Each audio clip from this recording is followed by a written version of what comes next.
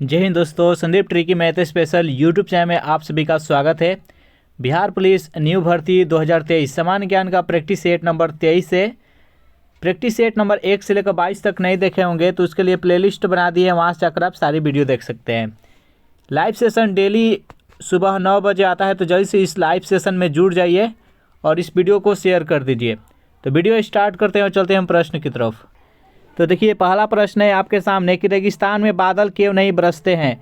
जो रेगिस्तान होते हैं वहाँ पर बादल नहीं बरसते, यानी वहाँ पर वर्षा बहुत कम होती है या न के बराबर होती है। तो ये क्या रीज़न होता है, इसको बताना है। तो इस चारों ऑप्शन में से बताइए कि इस चारों ऑप्शन में से कौन सा सही जवाब है। उच्च वायु वेग के कारण, बी है निम्न ताप के कारण, सी है अल्प वायु वेग के कारण और डी है निम्न आर्द्रता के कारण। तो इस प्रश्न का सही आंसर हो जाएगा ऑप्शन नंबर डी, निम्न आर्द्रता के कारण। चलिए नेक्स्ट क्वेश्चन देखते हैं। सेकेंड नंबर क्वेश्चन है आपके सामने कि अब्दुल हमीद लाहौरी का संरक्षण था। यानी यहाँ पर प्रश्न पूछा है कि अब्दुल हमीद लाहौरी के संरक्षक कौन थे, आपको बताना है। चार ऑप्शन है, अकबर, जहांगीर, शाहजहां, औरंगजेब। तो बताइए इस प्रश्न का सही आंसर क्या होगा। तो जल्दी से कमेंट कीजिए। तो जितने भी स्टूडेंट यहाँ पर ऑप्शन नंबर सी बता रहे हैं शाहजहां, बिल्कुल सही जवाब है। इसका राइट आंसर हो जाएगा ऑप्शन नंबर सी। चलिए थर्ड नंबर प्रश्न देखते हैं। प्रश्न है कि अरावली एवं विंध्याचल के बीच कौन सा पठार अवस्थित है।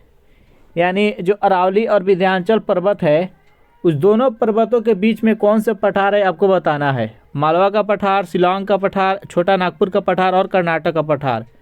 तो बताइए इस प्रश्न का सही आंसर क्या है। तो देखिए, इस प्रश्न का सही आंसर हो जाएगा ऑप्शन नंबर ए, मालवा का पठार। चलिए चार नंबर प्रश्न देखते हैं।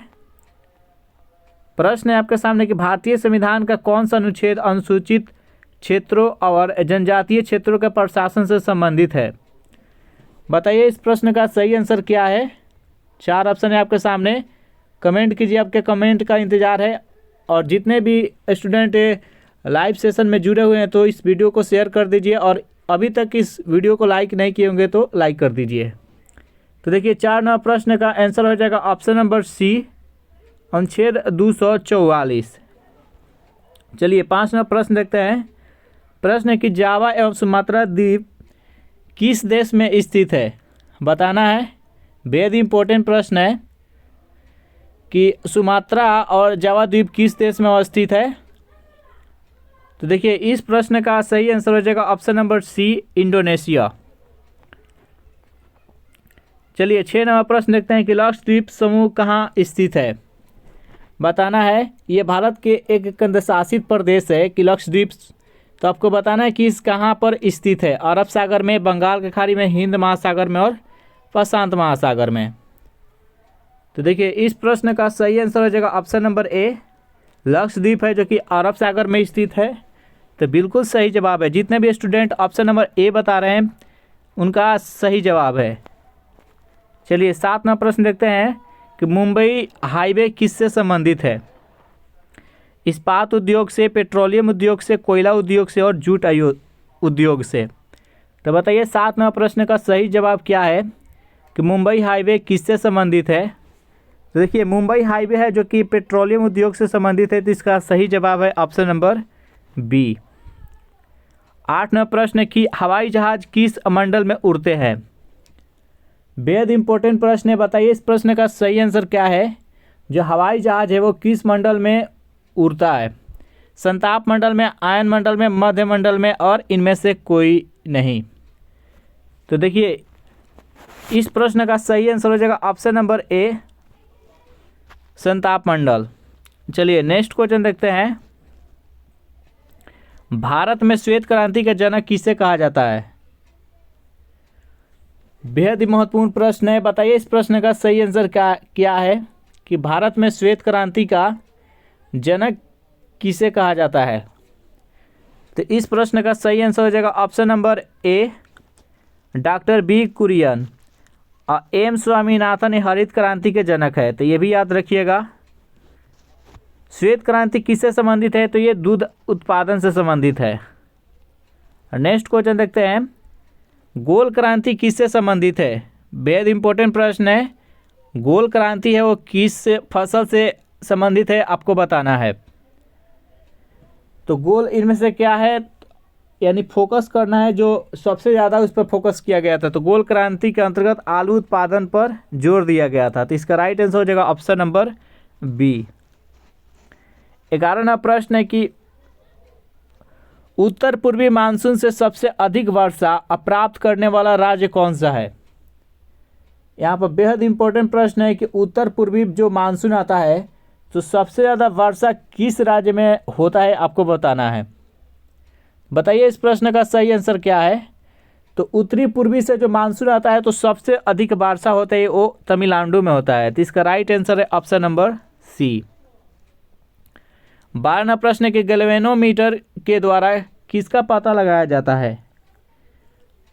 इंपॉर्टेंट प्रश्न है, बताइए इस प्रश्न का सही जवाब क्या है कि गैल्वेनोमीटर के द्वारा किसका पता लगाया जाता है। धारा, ताप, ऊर्जा, प्रतिरोध। तो जितने भी स्टूडेंट यहाँ पर ऑप्शन नंबर ए बता रहे हैं धारा, बिल्कुल सही जवाब है। इसे करंट मापते हैं। इसका राइट आंसर हो जाएगा ऑप्शन नंबर ए। नेक्स्ट यहाँ पर 13वां प्रश्न है कि प्रेरकत्व का एसआई मात्रक क्या है। बेहद ही सिंपल प्रश्न है, ओम, इंडक्टर, हेनरी। तो बताइए इस प्रश्न का सही जवाब क्या है कि प्रेरकत्व का एसआई मात्रक क्या है। तो बिल्कुल सही जवाब दे रहे हैं आप लोग, हेनरी इसका बिल्कुल सही जवाब है। और अपना काउंट करते जाइएगा कि आप कितने का सही जवाब दे पा रहे हैं। जितने भी इस चैनल से जुड़े हुए हैं अभी फ़िलहाल वो जल्दी से इस चैनल को सब्सक्राइब कर ले और वीडियो को शेयर कर दीजिए। चलिए यहाँ पर 14वां प्रश्न है कि अंतर्राष्ट्रीय महिला हिंसा उन्मूलन दिवस कब मनाया जाता है। इंपॉर्टेंट प्रश्न है, बताइए इस प्रश्न का सही जवाब क्या है कि अंतर्राष्ट्रीय महिला हिंसा उन्मूलन दिवस कब मनाया जाता है। 10 नवंबर, 1 नवंबर, 25 नवंबर और 16 नवंबर। तो देखिए इस प्रश्न का सही आंसर हो जाएगा ऑप्शन नंबर सी, 25 नवंबर। नेक्स्ट यहाँ पर 15वां प्रश्न है कि विश्व डाक दिवस, वर्ल्ड पोस्टल डे किस दिन मनाया जाता है। 21 मार्च, 4 अक्टूबर, 9 अक्टूबर और 16 अक्टूबर। तो बताइए इस प्रश्न का सही जवाब क्या है कि विश्व डाक दिवस कब मनाया जाता है। बताइए, आपका कमेंट का यहाँ पर इंतज़ार है। बताइए आप कितने का सही जवाब दे पा रहे हैं, ज़रूर कमेंट कीजिएगा। विश्व डाक दिवस कब मनाया जाता है, तो ये ऑप्शन नंबर सी इसका बिल्कुल सही जवाब हो जाएगा, 9 अक्टूबर। चलिए 16वां प्रश्न देखते हैं कि भारतीय संविधान का कौन सा अनुच्छेद यह कहता है कि प्रधानमंत्री की नियुक्ति राष्ट्रपति द्वारा की जाएगी। बताइए इस प्रश्न का सही आंसर क्या है कि भारतीय संविधान का कौन सा अनुच्छेद यह कहता है कि प्रधानमंत्री का नियुक्ति राष्ट्रपति के द्वारा की जाती है। अनुच्छेद 81, अनुच्छेद 59, अनुच्छेद 75, अनुच्छेद 80। तो इस प्रश्न का सही आंसर हो जाएगा ऑप्शन नंबर सी, अनुच्छेद 75। चलती 17वां प्रश्न है कि बिहार में सिंचाई का मुख्य साधन क्या है। यानी बिहार में जो फसल उत्पादन की जाती है तो सबसे ज़्यादा सिंचाई किस साधन से की जाती है, आपको बताना है। नहर से कि नलकूप से कि कुआं से कि तालाब से। तो बताइए इस प्रश्न का सही जवाब क्या है। तो सबसे ज़्यादा नहर के पानी से सिंचाई की जाती है। तो इसका राइट आंसर हो जाएगा ऑप्शन नंबर ए। चलिए 18 नंबर बेहद इंपॉर्टेंट प्रश्न है कि शिव समुद्रम प्रपात किस नदी पर बनाया गया है। बताइए इस प्रश्न का सही आंसर क्या है। गंगा नदी पर, गोदावरी नदी पर, कृष्णा नदी पर और कावेरी नदी पर। तो 18वां प्रश्न का आंसर जितने भी स्टूडेंट यहाँ पर डी बता रहे हैं, कावेरी नदी पर बिल्कुल सही जवाब है। नेक्स्ट क्वेश्चन देखते हैं यहाँ पर 19 नंबर की गौतम बुद्ध अभयारण्य किस जिले में स्थित है। अगर ये आपको पता होगा कि गौतम बुद्ध किस जिले में ज्ञान की प्राप्ति किए थे तो वहाँ से आप पता कर सकते हैं कि इस प्रश्न का सही आंसर क्या है, गौतम बुद्ध अभयारण्य किस जिले में है। तो बोध गया में ज्ञान की प्राप्ति किए थे और वहीं पर इनके ही नाम पर अभयारण्य वहाँ पर है, गौतम बुद्ध अभयारण्य। तो बिल्कुल सही जवाब है ऑप्शन नंबर बी, गया। नेक्स्ट यहाँ पर 20वां प्रश्न है कि कैबिनेट मिशन कब भारत आया था। फरवरी 1946, मार्च 1946, अप्रैल 1946 और मई 1946। तो बताइए इस प्रश्न का सही जवाब क्या है कि कैबिनेट मिशन भारत कब आया था। तो इस प्रश्न का सही आंसर हो जाएगा ऑप्शन नंबर बी, मार्च 1946 में भारत आया था। नेक्स्ट यहाँ पर 21वां प्रश्न कि भारतीय इतिहास में किस शताब्दी को अंधकार युग कहा जाता है? बताइए इस प्रश्न का सही जवाब क्या है। 4 ऑप्शन है 17वीं शताब्दी, 18वीं शताब्दी, 19वीं शताब्दी और 20वीं शताब्दी। तो किस शताब्दी को भारतीय इतिहास के अंधकार युग कहा जाता है?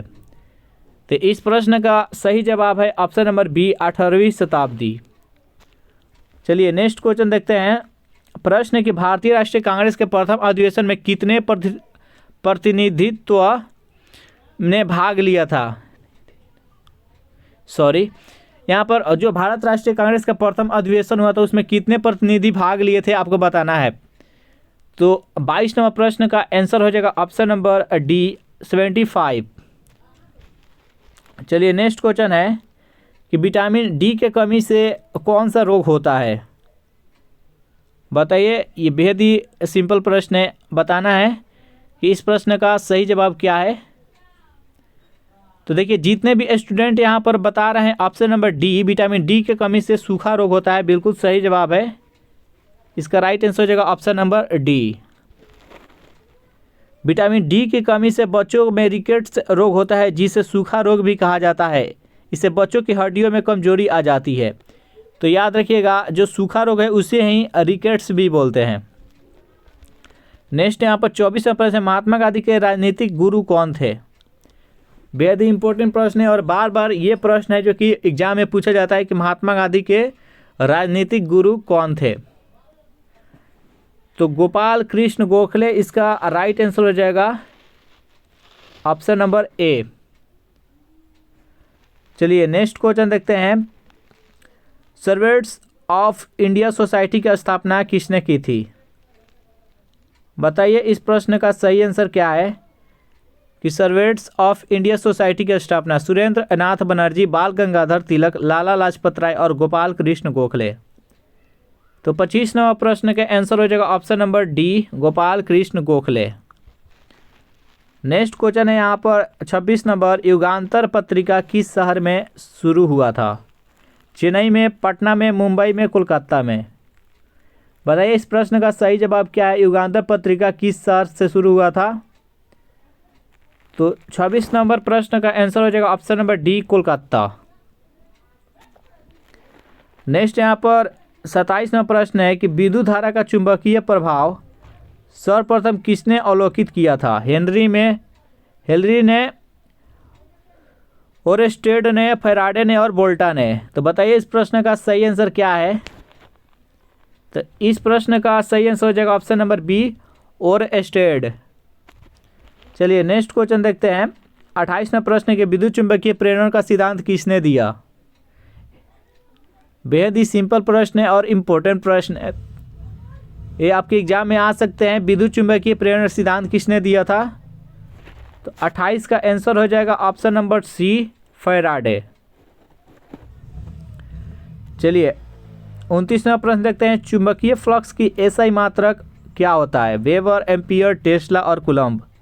तो यहाँ पर पूछा है चुंबकीय फ्लक्स। बताइए इस प्रश्न का सही आंसर क्या है।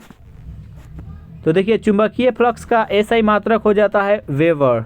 इसका राइट आंसर हो जाएगा ऑप्शन नंबर ए। चलिए इस प्रैक्टिस सेट का लास्ट क्वेश्चन देखते हैं। चुंबकीय क्षेत्र की तीव्रता का एसआई मात्रक क्या होता है? वेबर, एम्पियर, टेस्ला और कूलम्ब। चुंबकीय क्षेत्र का तीव्रता का एसआई मात्रक होता है टेस्ला। इस प्रकार इस प्रैक्टिस सेट में टोटल हम 30 प्रश्न देखे। आपको कमेंट करके बताना है कि 30 प्रश्नों में से आप कितने का सही जवाब दिए हैं। क्वेश्चन का लेवल कैसा था और वीडियो आपको कैसा लगा जरूर आप कमेंट करके बताइएगा। वीडियो आपको अच्छे लगे तो इसको लाइक करें, अपने दोस्तों के पास शेयर करें और इस चैनल से अगर पहली बार जुड़े हुए हैं तो इस चैनल को प्लीज़ सब्सक्राइब कर लीजिएगा। Thanks for watching this video. मिलते हैं नेक्स्ट वीडियो में।